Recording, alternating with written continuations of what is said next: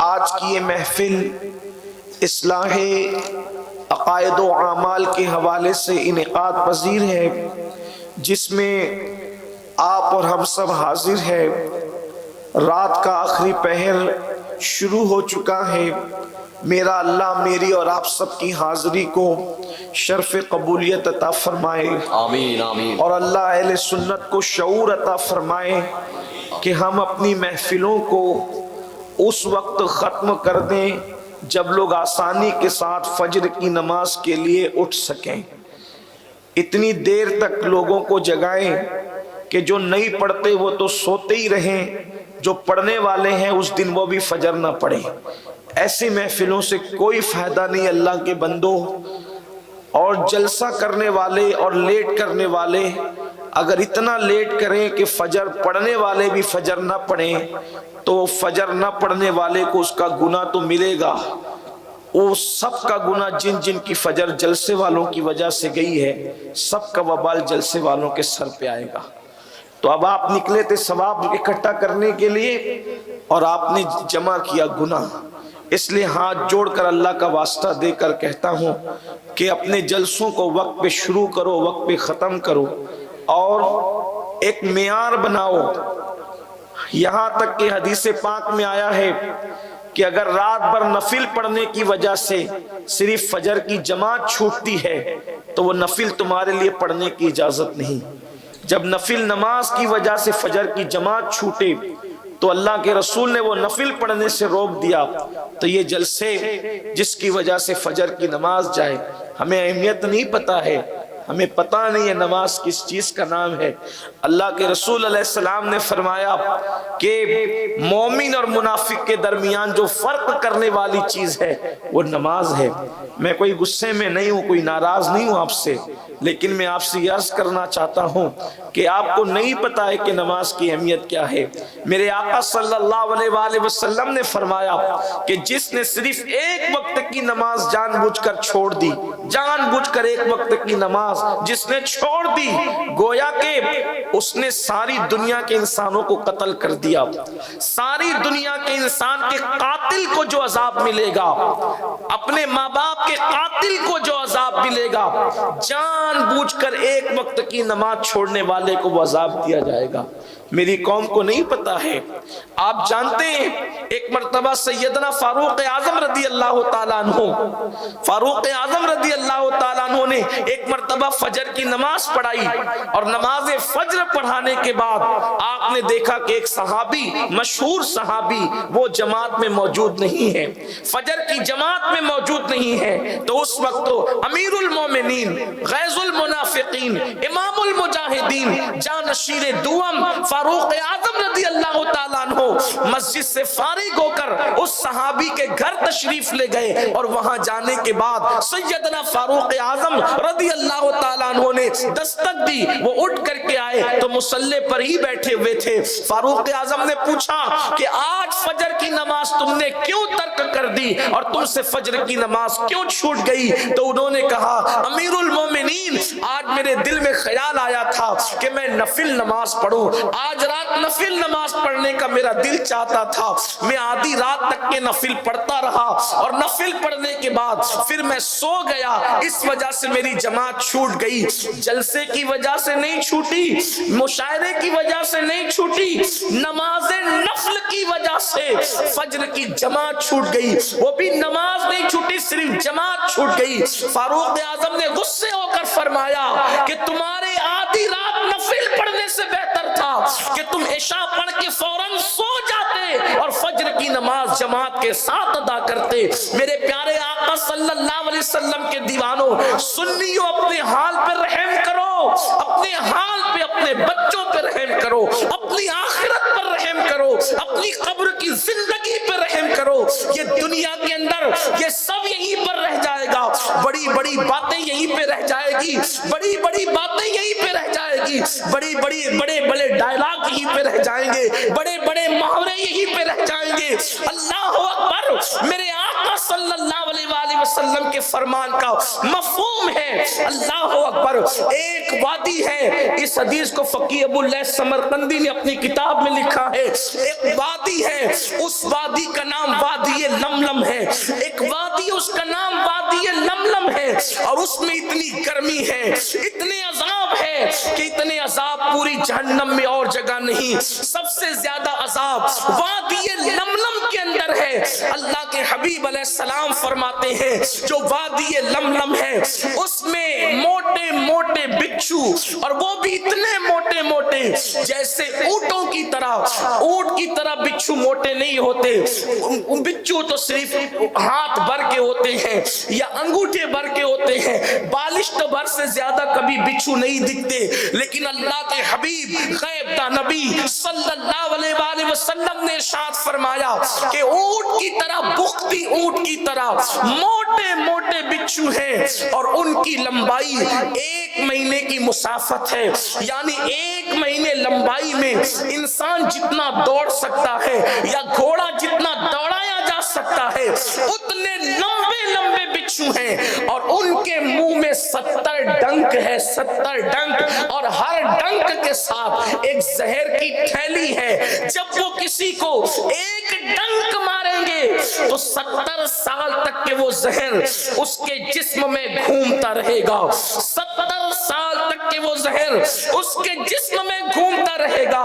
یہ کسی جلسے کے ناظم کی لفاظی نہیں، یہ کسی خطیب کی خطابت نہیں، یہ کسی مولوی کا قول نہیں، یہ کسی سیاسی لیڈر کی گفتگو نہیں، یہ اس رسول کا فرمان ہے جس نے اپنی زندگی میں اپنی مرضی سے، اپنی خواہش سے کبھی کلام ہی نہیں کیا، بلکہ اس نبی کی عادت کریمہ تو یہ تھی کہ جب تک اللہ کی طرف سے حکم نہیں ہوتا حضور کلام ہی نہیں کرتے، بلکہ زبان ان کی تھی، کلام خدا بند قدوس کا تھا۔ وہ نبی سچے سچے نبی ارشاد فرماتے ہیں کہ وہ جہنم کے بچھو کے منہ میں 70 ڈنک ہے، اس میں ایک ایک ڈنک میں زہر کی تھیلی ہے، ایک ڈنک مار دے 70 سال تک کے زہر گھومتا رہے، یہاں سے لے کے وہاں تک بیٹھی ہوئی میری بہنیں بھی ہوگی، ان سے پوچھتا ہوں کتنا کمزور جسم رکھتے ہو؟ جسم کی کمزوری کا عالم یہ ہے کہ جو جسم مچھر کا ڈنک برداشت نہیں کر سکتا، جو جسم مکھی کا ڈنک برداشت نہیں کر سکتا، جو جسم اگر بتی کا چٹکا برداشت نہیں کر سکتا، جو جسم سگریٹ کا چٹکا برداشت نہیں کر سکتا، وہ جسم اللہ اکبر، وہ جہنم کی خوفناک وادی سرکار خواجہ عثمان ہارونی فرماتے ہیں، اور اس کو غریب نواز اپنے قلم سے لکھتے ہیں کہ وادی لملم سے ایک دن میں 70,000 مرتبہ جہنم بھی پناہ مانگتا ہے، جہنم بھی 70,000 مرتبہ اس سے پناہ مانگتا ہے۔ یہ وادی لملم ہے۔ صحابہ کرام نے جب وادی لملم کا ذکر سنا، اس کے بچھوؤں کا ذکر سنا، صحابہ کی آنکھوں میں آنسو آ گئے۔ صحابہ نے پوچھا یا رسول اللہ صلی اللہ علیہ وآلہ وسلم، اس وادی لملم میں اللہ کن کو داخل فرمائے گا؟ میرے آقا نے فرمایا جس نے جان بوجھ کر ایک وقت کی نماز ترک کی ہوگی، اللہ اس وادی لملم میں ان کو داخل فرمائے گا۔ اللہ جس کے کہنے پہ اللہ کو ایک معنی ہے، جس کے کہنے پہ اللہ کو ایک معنی ہے، جس کے کہنے پہ قرآن کو اللہ کی کتاب مانی ہے، اس رسول کا فرمان ہے سنیو اپنے حال پہ رحم کرو، نماز کو اتنا آسان مت سمجھو چھوڑنا، بلکہ آپ یہ کہتے ہیں ارے حضور بخشوا لیں گے حضور۔ اب میں کوئی تقریر نہیں کرنا چاہتا، صرف جو میرے دل پہ چوٹ لگ گئی ہے بس وہ بات کر کے بات ختم کرنا چاہتا۔ کوئی میں پیشہ ور، اللہ جانتا میں کوئی پیشہ ور مقرر نہیں کہ میرے لیے تقریر کرنا ضروری ہے، آپ نے بلایا تو کوئی ضروری نہیں ہے، نہ میں کمیٹی والوں کا پابند ہوں نہ آپ کا پابند ہوں، میں اپنے اللہ رسول کے قانون کا پابند ہوں، اور آپ کو سچی بات کہہ کے جانا چاہتا ہوں۔ میں تقریر نہیں کروں گا، آج بات ختم کروں گا، دل کی چوٹ آپ کے دروازے میں دل پہ رکھ کے چلا جانا ہے۔ آپ یاد رکھیں میں اس گناہ میں شامل نہیں ہونا چاہتا کہ فجر پڑھ, جو نہیں پڑھتے انہیں تو پڑھنا ہی نہیں ہے, جو پڑھتے ہیں وہ بھی اگر چھوڑ دیں میں اس میں شامل نہیں ہونا چاہتا. میں آپ کے گناہ کو اپنے ساتھ, میرے اندر اتنی طاقت نہیں, میں اللہ کا بہت کمزور بندہ ہوں, میرے اندر اتنی طاقت نہیں, میرے گناہ کا بوجھ اتنا ہے کہ میں اس کو اٹھا نہیں پا رہا ہوں. آپ کے گناہ کا بوجھ میں اپنے سر پر کیوں لوں؟ اس لیے میں آپ سے کہنا چاہتا ہوں, آپ کہتے ہیں حضور بخشوائیں گے ہمیں, حضور بخشوائیں گے آخرت میں, واللہ میرا بھی ایمان ہے کہ حضور بخشوائیں گے. بخشوائیں گے کسے؟ اس کو تو ذرا منہ تو دیکھو آئینے میں. شفاعتی لأہل الکبائر امتی, یہ میرا ایمان ہے, حضور کا فرمان ہے کہ میری شفاعت میری امت کے بڑے گنہگاروں کے لیے ہے. بلکہ میرے امام نے کہا کیا ہی ذوق افزا شفاعت ہے تمہاری, واہ واہ قرض لیتی ہے گناہ پرہیزگاری, واہ واہ. لیکن حضور بخشوائیں گے کسے؟ اور یاد رکھنا, جس کو حضور نہ بخشوائیں اسے جنت مل ہی نہیں سکتی. میں اور آپ کیا, خلیل اللہ کو بھی میرے نبی کی حاجت ہوگی. میرے امام کہتے ہیں وہ جہنم میں گیا جو ان سے مستغنی ہوا ہے خلیل اللہ کو حاجت رسول اللہ. مجھے اور آپ ہی کو نہیں, ابراہیم خلیل کو بھی میرے نبی کی حاجت ہوگی. ہم تو مسجدیں بناتے ہیں, ابراہیم علیہ السلام نے تو کعبہ بنایا. ہم تو بقرعید کے موقع پہ بکروں کی گردن پہ چھری رکھتے ہیں. اللہ کی محبت میں ابراہیم خلیل نے تو اللہ کی محبت میں ایک لوتے بیٹے کی گردن پہ چھری رکھ دی. اللہ اکبر. سنیو غور کرو, جسے خدا نے خلیل بنایا ہے اس کو بھی ان کو بھی میرے نبی کی حاجت ہوگی.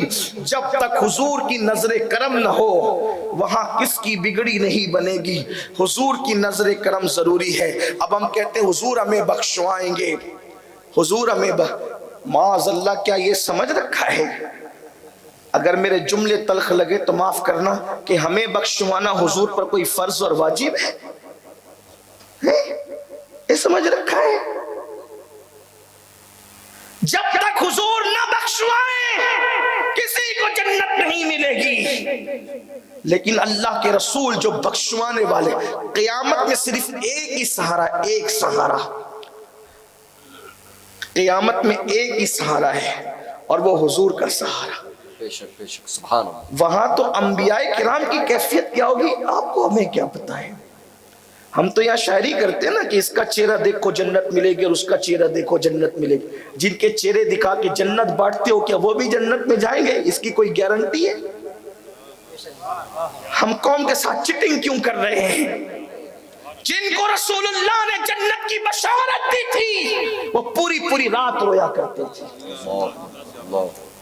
جس کو یہ کہنے کا حق ہے کہ جنت میرے باپ کی ہے, وہ سجدہ تجبہ طاہرہ عابدہ زاہدہ راکعہ ساجدہ نقیہ تقیہ زکیہ رقیہ, سب سے بڑے جس کے بچے ہیں, کہ ابتدا میں امامت جس کے بچوں کی ہے اور قریب قیامت بھی امامت امام مہدی سجدہ کے بیٹے کی ہوگی. وہ سیدہ فاطمہ بھی پوری رات سجدے میں گزار دی. کائنات میں اتنے اچھے بیٹے کسی ماں کے نہیں ہوئے جتنے اچھے بیٹے سیدہ فاطمہ کے ہوئے. حسن ان کے بیٹے, حسین ان کے بیٹے, زین العابدین ان کے بیٹے, باقر ان کے بیٹے, جعفر صادق ان کے بیٹے, موسیٰ کاظم ان کے بیٹے, علی رضا ان کے بیٹے, امام نقی ان کے بیٹے, سیدنا تقی ان کے بیٹے, حسن عسکری ان کے بیٹے, غوث العظم ان کے بیٹے, غریب نواز ان کے بیٹے, وارث دیوا ان کے بیٹے, بدیع الدین ان کے بیٹے, مخدوم اشرف ان کے بیٹے, اللہ اکبر, سرکاران کالپی ان کے بیٹے, اللہ اکبر. اور جس امام مہدی کے پیچھے عیسیٰ علیہ السلام نماز پڑھیں گے وہ مہدی بھی سیدہ فاطمہ کے بیٹے. یہ شان ہے سیدہ کی, جس کا بابا بھی بے مثال ہے, جس کی اولاد بھی بے مثال. بیٹے ایسے جس جسے حسن اور حسین کہا جائے، اور بیٹی ایسی جسے زینب کہا جائے، یہ ہے سیدہ، لیکن پوری رات عبادت میں، اور جب سجدہ ختم نہیں ہوتا اور رات ختم ہوتی ہے تو بڑی حسرت کے ساتھ سجدہ مکمل کر کے کہتی ہے، اللہ تو نے رات کتنی چھوٹی بنائی، تو نے رات کتنی چھوٹی بنائی کہ تیرے نبی کی بیٹی فاطمہ دل کھول کے سجدہ بھی نہ کر سکی، کوئی رات ایسی تو دے مولا جب فاطمہ دل کھول کے سجدہ کر لے، جس کے باپ کی جنت ہے وہ پوری رات سجدہ کرے، اور جن کے وضو بھی درست نہیں اور وہ کہ ہم جنت کے ٹھیکیدار ہیں۔ قیامت کا عالم کیا ہے؟ قیامت کسے کہتے ہیں؟ قیامت میں کیا ہوگا؟ یہاں جو کر رہے ہو کرو، یہاں جتنی پھپکیاں کر رہے ہو کرو، یہاں جتنی جنت کی باتیں میں بڑی باتیں کر رہے ہو کرو، لیکن قیامت پتہ ہے قیامت کسے کہتے ہیں؟ حضرت کعب احبار سے فاروق اعظم نے کہا، اے کعب، میں نے پھر کہا میں تقریر نہیں کرنا چاہتا، وہ جو چوٹ ہے بس اس کو آپ کے دل پہ دے کر ختم کرنا چاہتا۔ کعب احبار سے کہا، کعب مجھے ایسی بات سنا، فاروق اعظم کہہ رہے ایسی بات سنا جس سے میرے دل میں اللہ کا ڈر مزید پیدا ہو اور پیدا ہو۔ حالانکہ ڈرتے اتنا تھے اللہ سے کہ چہرے پہ رو کر آنسوؤں کا نشان پڑ گیا تھا، اللہ کے خوف سے رو کر آنسوؤں کا نشان پڑ گیا تھا، اور مزید کعب سے کہتے ہیں، کعب ایسی بات سنا کہ میرے دل میں اللہ کا ڈر اور خوف اور پیدا ہو۔ تو کعب احبار نے ایک بات سنائی، وہ بھی سن لے اور بات مکمل کرتے ہیں۔ کعب احبار نے کہا، امیر المومنین، میں نے آسمانی کتب میں پڑھا ہے جو گزر چکی کہ جب قیامت کے دن جہنم کو میدان محشر میں لایا جائے گا، جہنم کو جب میدان محشر میں لایا جائے گا یوم قیامت، تو اس کے منہ میں 70,000 آگ کی لگام ڈالی جائے گی، جیسے جانور کو لگام سے کھینچتے 70,000 آگ کی لگامیں جہنم کے منہ میں ڈال کر اس کو لایا جائے گا، اور جب شرارے اٹھ رہے ہوں گے جہنم کی آگ کے شرارے، تو اس آگ کے شراروں کو اور جہنم کی تپش اور حرارت کو دیکھ کر سب کا پتا پانی ہونے لگے گا، سب کی گھبراہٹ اور وحشت بڑھ چکی ہوگی۔ ہم کہتے ہوں گے جو ہوگا دیکھا جائے گا، قیامت میں جو ہوگا دیکھا جائے گا، کچھ نہیں دیکھا جائے گا میرے عزیز۔ انبیاء کرام اللہ کا سامنا کرنے کی اس دن اپنے اندر ہمت نہیں پائیں گے سوائے میرے نبی کے۔ کوئی اللہ کی بارگاہ میں حاضری کے لیے خوف کریں گے، نفسی نفسی سب کی زبان پہ ہوگا، نفسی نفسی۔ ہم کہتے ہیں جو ہوگا دیکھا جائے گا، ایک بار سبحان اللہ کہو جنت ملے گی، اس کو دیکھو جنت ملے گی۔ میرے عزیز، میرے نبی نے فرمایا جس کی نماز نہیں اس کی کوئی عبادت نہیں۔ آقا نے جس کے بارے میں فرمایا، میں کوئی وہابی مسلک کا آدمی نہیں ہوں، آپ مجھ پہ شک نہ کریں، اور اگر کریں تو آپ کی اپنی طبیعت پر ہے۔ آپ کہیں گے یہ کیسی بات کر رہے ہیں؟ ہاں کیسی بات کر رہے ہیں؟ میں کیسی بات کر رہا ہوں؟ ہاں، مسجدوں کو ویران کر دیا اور آپ جنت کے ٹھیکیدار بنے؟ نہیں، ایسا نہیں۔ یا رسول اللہ، ماشاء اللہ۔ مجھے رونا آتا ہے اپنی قوم پر، چندہ دے کر بھی اگر جہنم خرید رہے ہو تو مجھے آپ پر رونا ہی آئے گا نا۔ ہاں، اللہ اکبر۔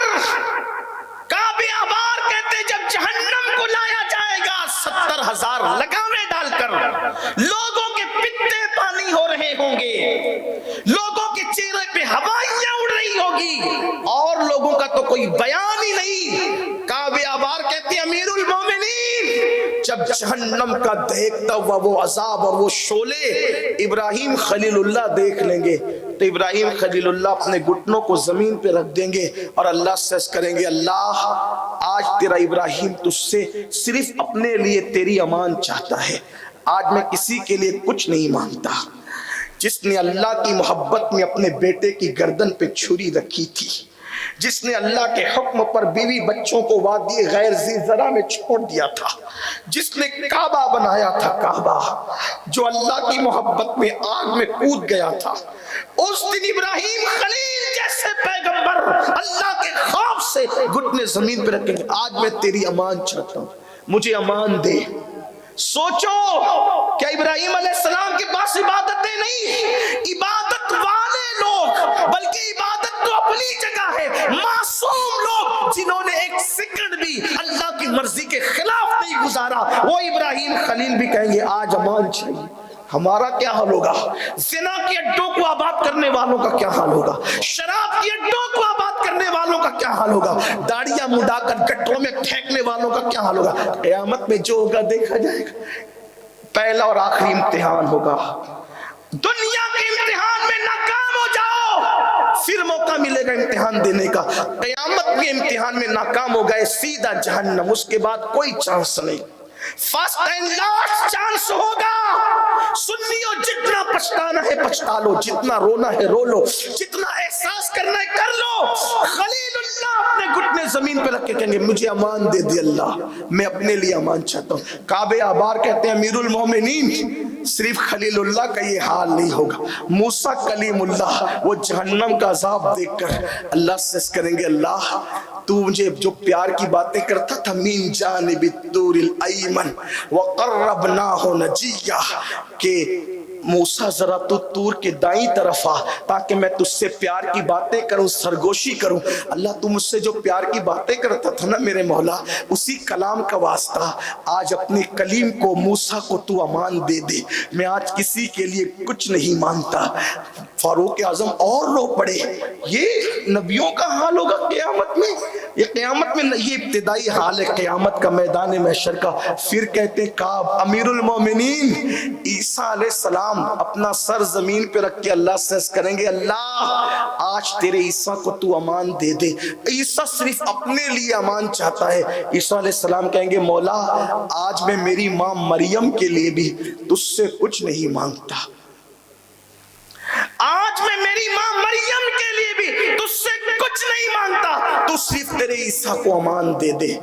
میرے آقا علیہ السلام کے دیوانوں، معصوم لوگ، اللہ کے محبوب لوگ، اللہ کے برگزیدہ بندے قیامت میں اس انداز سے اللہ کی بارگاہ میں سجود نیاز اور عاجزی پیش کریں گے، اور یہ ان کی معراج ہے۔ واللہ وہ قطعاً جنتی ہے، یقیناً جنتی ہے، خدا کی عزت کی قسم میرا عقیدہ ہے جیسے جنت کا ہونا یقینی ہے ویسے ان بزرگ ہستیوں کا جنتی ہونا یقینی ہے، لیکن کتنی عاجزی، کتنا خوف، کتنی خشیت ہوگی۔ اب بتاؤ خلیل ایسے کر رہے ہوں گے، موسیٰ کلیم ایسا کر رہے ہوں گے، عیسیٰ کلمت اللہ روح اللہ کہہ رہے ہوں گے مولا آج میں میری ماں مریم کے لیے بھی تجھ سے کچھ نہیں مانگتا، صرف میں تجھ سے اپنے لیے امان مانگتا ہوں۔ سنیو بتاؤ اس دن نبی کی چوکھٹ کو ہم ڈھونڈیں گے، حضور کو تلاش کریں گے، حضور کو ڈھونڈیں گے، اللہ اکبر کہ جانے والے اس نبی کے پاس، اس نبی کے پاس، اس نبی کے پاس جائیں گے، سب کہیں گے اذهبوا الی غیری، اذهبوا الی غیری، میرے سوا اور کسی کے پاس جا، اور کسی کے پاس جا، اور کسی کے پاس جا۔ جنت ملنی کہاں ہے؟ حضور کے در سے۔ کہاں ملنی ہے؟ حضور کے در سے۔ حضور دیں تو ملے، حضور نہ دیں تو کچھ نہیں، بس تباہی ہے اور بربادی ہے، کچھ چلنے والا نہیں وہاں پر۔ ہائے ہائے، بس میری دو جملے اختتام پہ سن لے۔ جب حضور کے پاس گئے نا، سب کی بگڑی بننی کہاں تھی؟ وہی پہلا اور آخری در، وہی پہلی اور آخری چوکھٹ۔ حضور کی کرم کی نظر ہو جائے تو بگڑی بن جائے۔ جنت سب نے وہاں سے پانا، رحم سب نے وہاں سے پانا، سفارش حضور نے کرنا، شفاعت حضور نے کرنا۔ لیکن ایسے میں وہ حدیث پھر سنو، قیامت کی کامیابی کا انحصار مصطفیٰ جان رحمت کی نظر کرم پر ہے، اور اب وہ رسول وہ سفارش کرے تو اللہ بڑے بڑے پاپیوں کو معاف کرے۔ میرے امام کہتے ہیں ایک میں کیا میرے عیسیٰ کی حقیقت کتنی، مجھ سے 100 لاکھ کو کافی ہے، اشارہ تیرا اس رسول کے اشارے پہ بخشے पूछे जाएंगे, लेकिन वही सच्चे नबी फरमाते हैं जिसने जानबूझकर एक वक्त की नमाज छोड़ दी, क़यामत के दिन उसके साथ मेरा कोई वादा नहीं है, वो मेरे जिम्मे से बाहर हो गया, वो मेरी चादर करम से बाहर हो गया।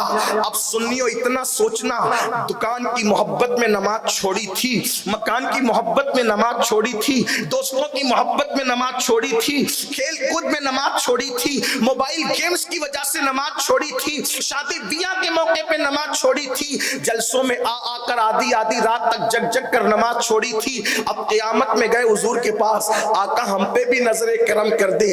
अल्लाह न करे, 1000 बार न करे, करोड़ बार न करे, अल्लाह किसी दुश्मन को भी वो दिन न दिखाए कि हुजूर उससे मुंह फेर ले और मुंह फेर कर कहें, बदबख्त, क्या तूने मेरा फरमान नहीं सुना था कि जिसने एक वक्त की नमाज जानबूझकर छोड़ दी उसके साथ मेरा कोई वादा नहीं है, उसके साथ मेरा कोई वादा नहीं है, और वो मेरी चादर रहमत से, मेरे ज़िम्मे करम से बाहर हो गया है।